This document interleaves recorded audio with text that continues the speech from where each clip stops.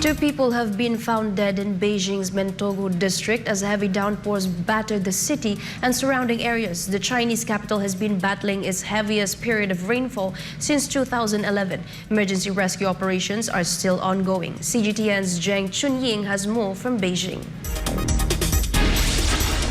I'm now in Fangshan district. It's not raining right now, but it was raining very heavily this afternoon. In fact, it's one of the worst hit areas in Beijing as the heavy downpour hit the city.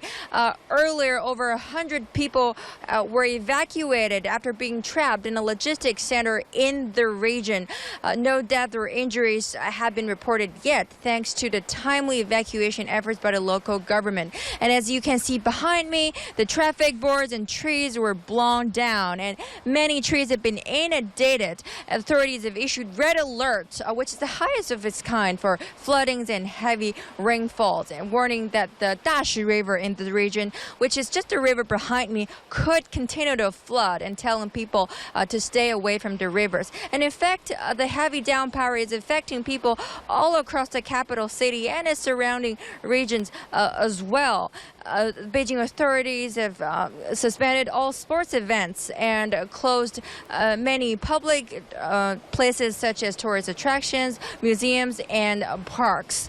And also, the extreme weather is affecting everybody's commute. The Capital International Airport in Beijing said on social media that it has canceled over 50 flights today alone, and Tianjin also canceled over 40 flights. And Beijing's authority said that such extreme weather will last until this Tuesday. So we'll keep you updated. Zheng Chunying reporting from Beijing, Fangshan District. The National Disaster Risk Reduction and Management Council recorded more deaths, with millions devastated by Typhoon Egay in the Philippines. Almar Forsuelo reports. The National Disaster Risk Reduction and Management Council, or NDRMC, announced that the recorded death due to Typhoon Egay and the enhanced southwest monsoon increased to 25 individuals. Of this number, 2 are confirmed, while the other 23 are still for validation. Meanwhile, the affected families due to the bad weather ballooned to more than 600,000, or equivalent to more than 2 million individuals. The said number came from 13 regions, 47 provinces, 441 cities and municipalities, and 4,111 barangay. On the overall number of affected, more than 300,000 individuals were temporarily staying in 737 evacuation centers. More than 35,000 houses were damaged by the typhoon, and of this number, more than 1,000 were fully damaged. For God and my beloved Philippines, Almar Forsuelo, SMNA News. The Philippines and the European Union have forged a stronger bilateral relationship after the meeting between President Bongbong Marcos and European Commission President Ursula von der Leyen. Meanwhile, discussions on trade, maritime security, and climate change were tackled by PBBM and the European Commission President. Creselyn Catarong has the news.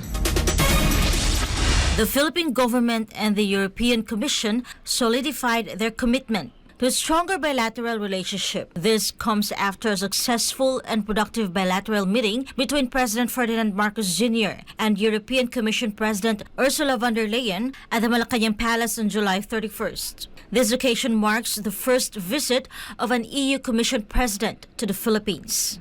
Madame von der Leyen and I concluded a successful and productive bilateral meeting.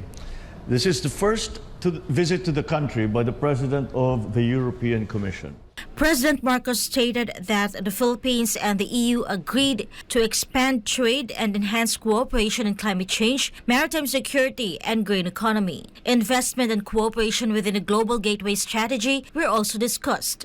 The strategy aims to address infrastructure needs in digital, energy, and transportation sectors among partner countries. The chief executive also mentioned that he welcomes the scoping exercises this year between the European Commission and the Philippines towards negotiations for a Philippines-EU Free Trade Agreement, or FTA. The Philippine government experts will work with the European Commission in achieving a bilateral FTA.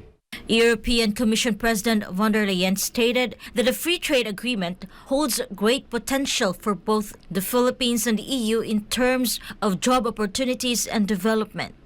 Our teams will get to work right now on setting the right conditions so that we can get back to the negotiations. A free trade agreement has huge potential for both of us in terms of growth and in terms of jobs. Meanwhile, President Ferdinand Marcos Jr. and European Commission President Ursula von der Leyen witnessed the signing of a bilateral agreement for the joint declaration on the Green Economy Program between the Philippines and the European Union. Signing the bilateral agreement were Department of Environment and Natural Resources Secretary Maria Antonia Yulo Laizaga and Ambassador of the European Union to the Philippines, Locke Veron.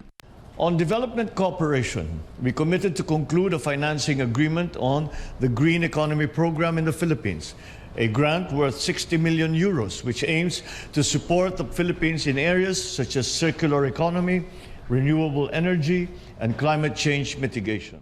President Marcos also acknowledged the EU's strong support for the Bangsamoro peace process. He also highlighted the progress of the Philippines in terms of rule of law and justice, agriculture, space cooperation, and disaster management. The President also expressed his gratitude to the EU Commission for their dedication to expanding recognition of the standards of training certification and watchkeeping for seafarers certificates issued by the Philippines.